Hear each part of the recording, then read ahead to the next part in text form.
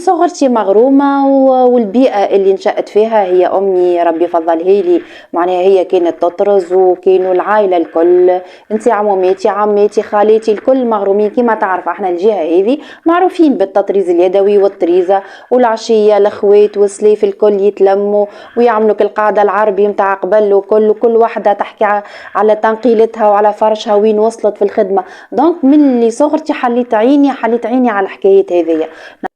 لا مش صحيح، صاحب صنعتك عمره ما كان عدوك، صاحب صنعتك هو زميلك في الكفاح، هو زميلك في البحث عن المعلومة، هو زميلك في التحدي، هو صديق متاعك في الابتكار.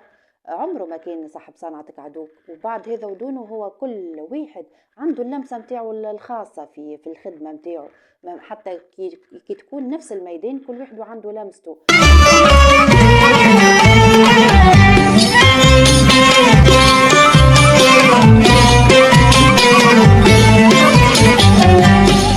زاد عليها متلحفة والزين، زاد عليها متلحفة والزين، زاد عليها السر والكمون من عينيها متلحفة والزين.